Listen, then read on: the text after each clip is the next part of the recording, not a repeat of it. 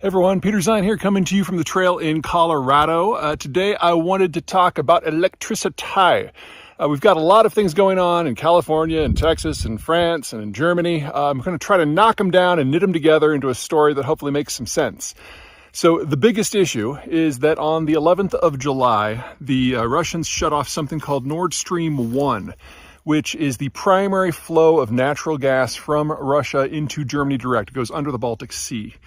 Natural gas provides about 15% of the electricity that the Germans use, and that natural gas is also used as the base of their heavy industry, which is really the foundation for everything in German manufacturing.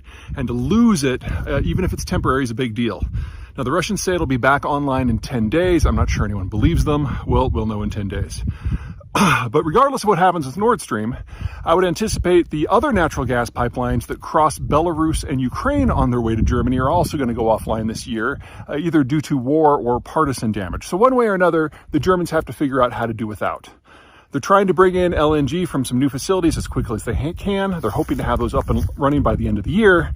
But any liquefied natural gas they bring in is something that's not going somewhere else in the world. So there's no way that this gets solved without much higher prices.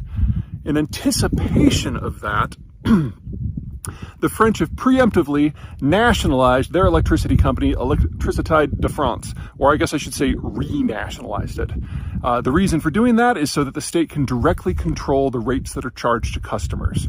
France has always been a more populous place than Germany, and it shows in their power sector.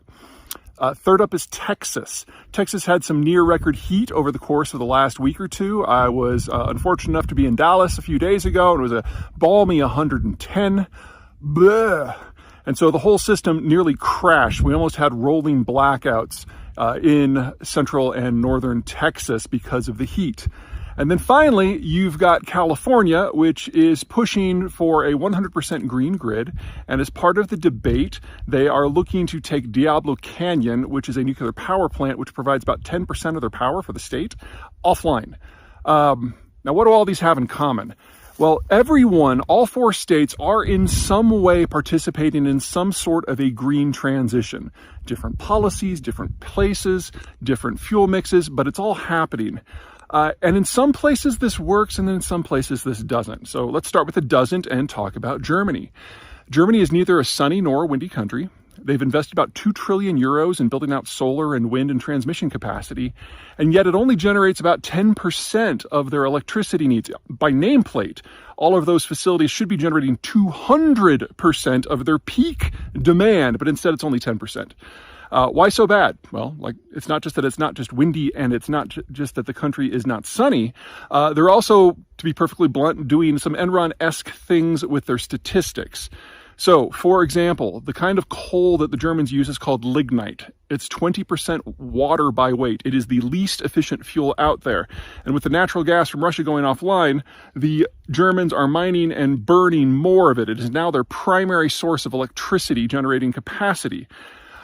It takes 24 hours to spin up a lignite mine because the stuff is so wet and so calorie not dense. So when the sun does come out in Germany, they unplug the turbines that are generating the coal-based power and only allow the solar power into the grid. They then don't count the emissions from coal in that environment. But then as soon as the sun goes down, they have to plug it back in and we go back to where we were. So the Germans are just flat out lying about their statistics and honestly not doing a very good job. But there are a lot of people in the green community who continue to praise the Germans as the model we should follow, even though emissions have gone up in Germany since their commitment to the green transition. France is a different story, and it's a better story. It's a sunnier country. It's a windier country. Not by a huge margin, but enough to make a difference. And they get a substantial portion of their electricity from nuclear power. So they've got this base load that is green friendly, at least from a carbon emissions point of view. Although if you don't like nuclear in Germany, you're not going to like it in France either. Texas is where things get a little weird. Texas is a very sunny place, especially West Texas, that is part of the American Southwest. That is the second sunniest location on the North American continent. And Texas is also in the Great Plains, which is definitely the windiest location in the Western Hemisphere. So while Texas doesn't have an official green program, they've been adding solar and especially wind at huge volumes, and it's really helped.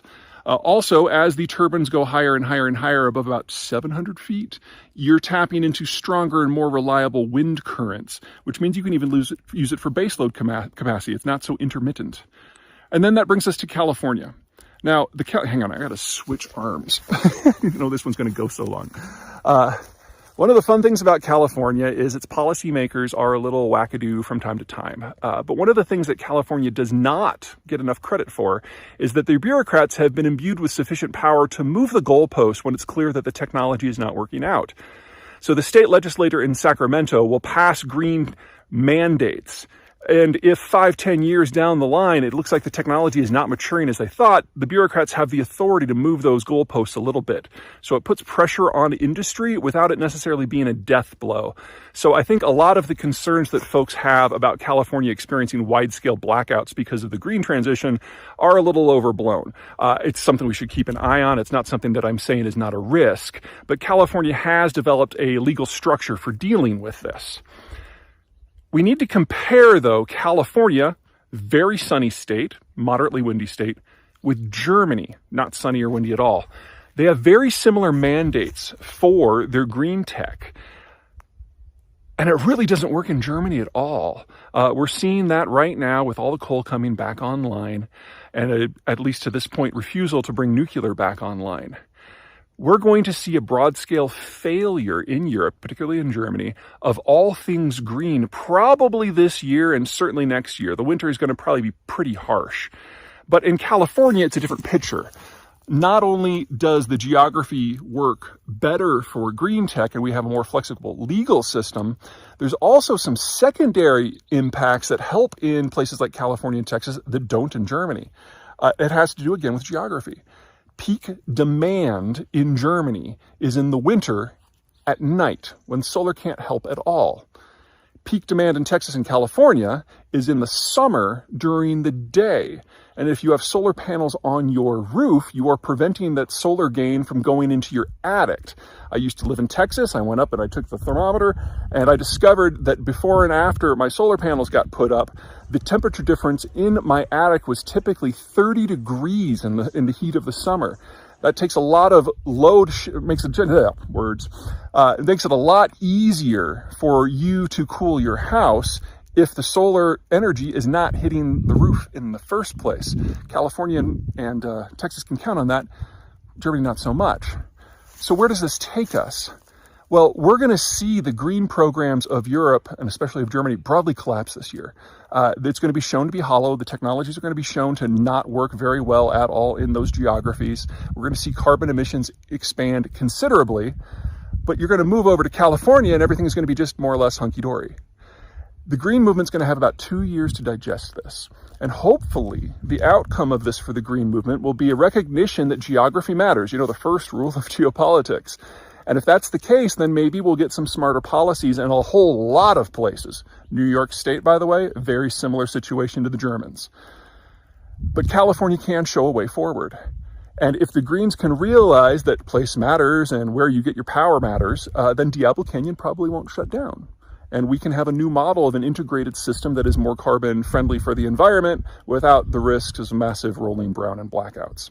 That's probably where this is going to go. It will mean that the knives will come out within the green community between the ideologues who think that all solar is good, even if it's facing north at the North Pole in the middle of night, and those that can, actually do math like me. Anyway, that's it from now. Everyone have a great day. Talk to you soon.